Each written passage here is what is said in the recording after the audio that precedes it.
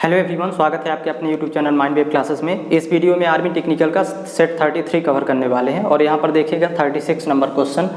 किसी दो संख्या का योगफल 20 है तथा उनका गुणनफल 40 है। इन संख्याओं के व्युत्क्रम का योगफल क्या होगा? तो देखिएगा, जब भी व्युत्क्रम का योग पूछे तो यहाँ पर सीधा सीधा सॉल्व करेंगे। व्युत्क्रम का योग बराबर योगफल में गुणनफल वाली वैल्यू से भाग कर देना है, तो यही इसका आंसर हो जाएगा।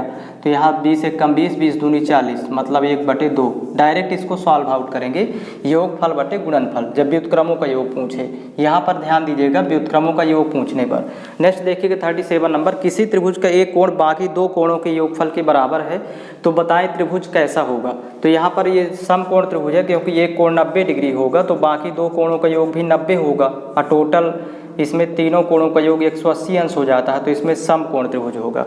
नेक्स्ट क्वेश्चन है, किसी त्रिभुज ABC में tan A plus tan B plus tan C का मान क्या होगा? तो इसको केयरफुली होकर देखिए इसमें फार्मूला होता है। इसका एक फार्मूला देखिएगा, यहाँ पर इसमें पहले लिखेंगे tan A plus B plus C बराबर, यहाँ पर फार्मूला होता है tan A plus tan B plus tan C minus tan A into tan B into tan C अपान, ये पूरे के बटे में लिखेंगे 1 minus tan A into tan B minus tan B into tan C minus tan C into tan A। ये इसका formula होता है। तो यहाँ पर देखिएगा, हमें पता होता है कि त्रिभुज में तीनों कोणों का योग, अंतः कोणों का योग 180 अंश होता है, मतलब कोण A धन कोण B धन कोण C बराबर वैल्यू होती है 180 अंश। तो यहाँ पर पुट करेंगे जब 180, तो tan 180 बन जाएगी वैल्यू यहाँ पर 180 डिग्री, और tan 180 डिग्री की वैल्यू हो जाती है 0, मतलब यहाँ 0 बराबर, और ये जो कहते उतारेंगे, तो जब 0 को गुणा करेंगे नीचे वाली वैल्यू से तो ये टोटल 0 हो जाएगा और ये अंश वाली वैल्यू भर बचेगी, मतलब यहाँ पर tan 180 की वैल्यू हो जाएगी 0, यहीं पर पुट करेंगे और 0 का जब तिर्यक गुणा करेंगे तो ये वैल्यू 0 हो जाएगी, इसके साथ गुणा हो जाएगा, तो वैल्यू बचेगी यहाँ पर देखिएगा tan A plus tan B plus tan C minus tan A into tan B into tan C बराबर 0। तो इसको पक्षांतर कर देंगे तो आंसर आ जाएगा इसका tan A plus tan B plus tan C बराबर tan A into tan B into tan C। यही हमें प्रूफ करना था, ये इसका आंसर होगा। tan A plus tan B plus tan C की वैल्यू होगी tan A into tan B into tan C, ये इसका सल्यूशन होगा। तो इस तरह सॉल्व करेंगे। नेक्स्ट देखिएगा, मान ज्ञात करें। देखिएगा sine square 60 into cos square 30 plus tan 45 into cos 60 degree into sine 30 degree. तो यहाँ पर वैल्यू पुट करना है, जैसे साइन स्क्वायर 60 है तो साइन 60 की वैल्यू होती है √3/2 और इसका होल स्क्वायर कर देंगे, इंटू कास 30 की वैल्यू भी यही होगी √3/2, ये होल स्क्वायर हो जाएगा, प्लस tan 45 की वैल्यू 1 इंटू कॉस 60 डिग्री, तो यहाँ पर कॉस 60 की वैल्यू रखेंगे 1/2 इंटू साइन 30 की भी वैल्यू होती है 1/2।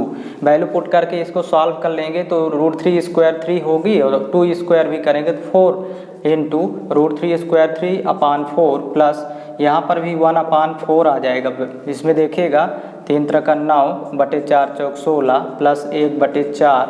अब यहाँ पर ये 16 है तो इसको भी 16 बनाया जा सकता है, हर समान कर लेंगे तो 4 चौक 16 तो हो गया, यहाँ 4 एक कम 4, अब अंश को जोड़ लेंगे सीधा सीधा, नीचे तो 16 रहेगी वैल्यू, 9 और 4 13, तो 9 धन 4 जुड़ेगा तो यहाँ पर 13/16 इसकी वैल्यू आएगी। इस सवाल का सल्यूशन होगा 13/16। नेक्स्ट देखिएगा, दो समांतर रेखा 3x धन 4y धन 10 बराबर 0 एवं 3x धन 4y माइनस 10 बराबर 0 के बीच की दूरी क्या है? तो यहाँ पर दो समांतर रेखाओं के बीच की दूरी का फार्मूला होता है, दो समांतर रेखाएं जैसे दी रहती हैं, दो समांतर रेखाओं ax plus by plus c1 बराबर 0 तथा ax plus by plus C2 बराबर 0 के बीच की दूरी। अब दूरी का यहाँ फार्मूला होता है mod of C1 minus C2 upon square root of A² plus B²। ये फार्मूला होता है, इसी में वैल्यू पुट कर देंगे। अब C1 और C2 की वैल्यू यहाँ प्रश्न में देखिए 10 और -10 है, तो यहाँ लिखेंगे mod of 10 minus -10 upon bracket बंद कर देंगे। यहाँ पर A² प्लस B², तो A की वैल्यू 3, B की वैल्यू 4, यहाँ A और B की वैल्यू ये 3 और 4 है, तो 3² प्लस 4²। अब इसी को जब सॉल्व करेंगे तो 10 और प्लस हो जाएगा 10 10 20 हो जाएगा। अब मॉड ऑफ अपान यहाँ 3² 9 और 4² 16 9 25, 25 का वर्गमूल 5 होगा, तो 5 चौक 20 और 4 से जब बाहर निकलेगा मॉड ऑफ से तो ये +4 में ही रहेगी वैल्यू। ये इसका सल्यूशन हो गया। मॉड ऑफ साइन निगेटिव को पॉजिटिव में कन्वर्ट करता है। तो नेक्स्ट क्वेश्चन देखिएगा इसी का। किसी घन के दो विकर्णों के बीच का कोण क्या होता है? तो इसमें देखिएगा, इसको डायरेक्ट आप लोगों को याद कर लेना है। cos इनवर्स 1/3 वैल्यू होती है इसकी, तो इसको याद कर लीजिएगा। नेक्स्ट भी देखिए, ए बी सी 3 कुलक हैं और ए संग फिर बी सर्वनिष्ठ सी बराबर यक्स, तो इसकी वैल्यू किसके बराबर होगी? तो इसको देखिएगा, यहाँ पर लिखेंगे ए संग बी, पहले लिखेंगे ए संग बी और सर्वनिष्ठ का ये सिंबल रहेगा और यहाँ ए संग सी इसके बराबर होगा, ए संग सी, ये इसका सल्यूशन होगा।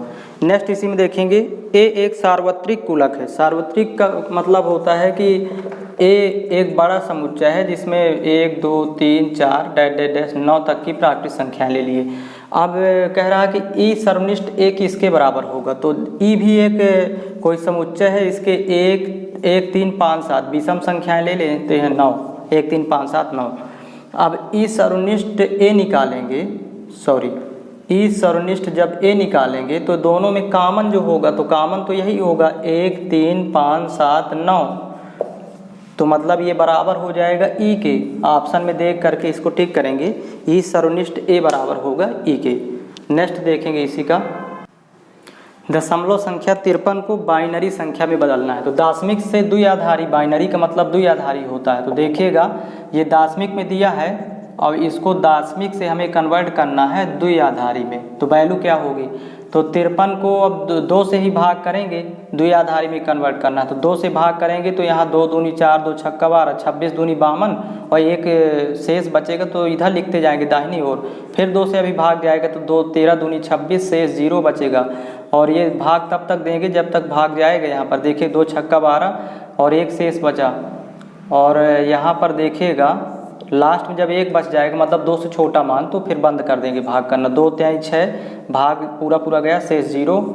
और यहाँ पर देखेंगे 2 1 कम 2 और ये शेष 1। अब यहाँ 1 में भाग नहीं जाएगा, तो अब इस तरह से हमें इधर साइड से लिखना स्टार्ट करना है, मतलब 1 1 0 1 0 1।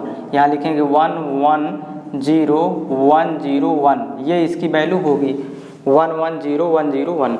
इस तरह कन्वर्ट करते हैं। नेक्स्ट देखिएगा, यदि 5x² धन 13x धन k बराबर 0 का एक मूल दूसरे मूल का व्युत्क्रम है, तो k का मान क्या होगा? तो यहाँ पर मानते हैं कि पहला मूल अल्फा है, तो दूसरा उसी का व्युत्क्रम 1/अल्फा। अब ये हमें मालूम है कि मूलों का गुणनफल फार्मूला पता है, दोनों मूलों का गुणनफल बराबर होता है c/a। और जहाँ c अचर पद है, तो अचर पद हम सब इसमें देख लेंगे वर्ग समीकरण में, बटे ax² का गुणांक है, x² का गुणांक है। तो यहाँ पर वैल्यू पुट करेंगे। अब मूलों का गुणनफल मतलब अल्फा इंटू 1/अल्फा बराबर c की वैल्यू यहाँ k हो जाएगी अपान ax² का गुणांक है, तो 5। अल्फा अल्फा कैंसिल हो जाएगा, तो 5 1 कम 5, मतलब यहीं से वैल्यू आ गई, k बराबर 5 होगी वैल्यू। यही फाइंड करना था। नेक्स्ट देखेंगे इसी में, log 13 धन log 1/13 का मान। तो यहाँ पर एक फार्मूला होता है, देखिएगा, log m plus log n, तो log m इंटू n, यहाँ पर log m इंटू n। अब 13 कैंसिल हो जाएगा, तो वैल्यू तो 1 बचेगी। तो log 1 का मान 0 होता है, आधार कुछ भी हो, किसी भी आधार पर 1 का लघुगणक 0 होता है, तो इसका मान 0 हो जाएगा। नेक्स्ट देखिएगा, यदि आधार 3 पर x का लघुगणक -2 है, तो x का मान, अब ये लघुगणक के रूप में दिया है, तो इसको घातांक रूप में तुरंत लिखेंगे। घातांक रूप में लिखने का तरीका देखिएगा, घातांक रूप में कैसे लिखते हैं, तो 3 की पावर -2 लिख देंगे, बराबर हो जाएगा x। इनको चेंज कर देंगे आपस में, बराबर x। x -2 की जगह आ जाएगा, -2 3 की पावर में आ जाएगा। तो इसको अब देखिएगा घातांक ऋणात्मक से धनात्मक बदलना है तो इसका रेसिप्रोकल हो जाएगा 1/3 पावर 2 ही रहेगा बराबर x। यहीं पर x की वैल्यू आ जाएगी तो 1 का स्क्वायर 1 रहेगा, 3 का स्क्वायर 9, तो ये x की वैल्यू होगी। नेक्स्ट क्वेश्चन इसी का देखेंगे। किसी कक्षा के 20 छात्रों के अंक निम्न प्रकार से हैं तो बताएं इस वितरण का औसत माध्य क्या होगा। तो देखिए अंक दिए हैं और छात्रों की संख्या, जैसे 5 छात्र ऐसे हैं जो 5-5 अंक पाए, 4 छात्र 15-15 अंक। तो यहाँ पर सीधा पहले औसत माध्य का फार्मूला लिख लेंगे। औसत माध्य बराबर फार्मूला होता है आंकड़ों का योग बटे आंकड़ों की संख्या, आंकड़ों का योग कुल योग निकालना पड़ेगा बटे आंकड़ों की संख्या। इसी फार्मूले में वैल्यू पुट कर देंगे तो देखिएगा आंकड़ों की संख्या। अब यहाँ पर देखेंगे सबसे पहले आंकड़ों का योग, तो जैसे 5 छात्र 5-5 अंक पाए तो कुल अंक ये हो गया 15। देखिएगा 4 छात्र 15-15 अंक, तो 15 × 4 धन 25 × 6 ऐसे गुणा करते जाएंगे, धन 35 × 3 और धन 45 × 2 और बटे टोटल छात्र दिए हैं, इसमें प्रश्न में दिए थे 20, तो यहाँ पर टोटल हो जाएगा 20। तो यहाँ पर जब इसका गुणा करेंगे तो यहाँ 25, 15 चौको 60, 25 छक्का 150, 35 × 3 और 45 × 2 करेंगे तो यहाँ जोड़ आएगा 430, भाग कर देंगे 20 से तो 0 0 कैंसिल, 2 दूनी 4, 2 1 कम 2, 2 पंचे 10, मतलब औसत माध्य आएगा 21.5। ये इसका सल्यूशन होगा। नेक्स्ट 2, 6, 8, 24 का गुणोत्तर माध्य क्या होगा। तो इसमें डायरेक्ट निकाल लेते हैं। यहाँ पर देखिए फर्स्ट लास्ट का गुणा करने पर 48 आता है और यहाँ भी गुणा करें मध्य का तो 6 8 48 होगा 6 × 8 करने पर, तो इसको स्क्वायर रूट के अंदर लिख देंगे 48। ये इसका सल्यूशन होगा। इसका डिटेल के लिए पिछले सेट में डिटेल है तो आप वहाँ से देख सकते हैं। इसका स्क्वायर रूट 48 होता है गुणोत्तर माध्य। तो इस सेट में इतना ही कंप्लीट होगा। और प्रैक्टिस सेट आपको जितने प्रैक्टिस सेट अभी तक कंप्लीट हो चुके हैं तो आपको चैनल के प्लेलिस्ट में जाना है, तो वहाँ पर प्लेलिस्ट बना हुआ है आर्मी टेक्निकल ऑल सेट का, तो वहाँ से आप सर्च कर सकते हैं और आगे की भी आपको प्लेलिस्ट से ही सर्च कर लेना है। और इसमें इतना ही कवर करेंगे।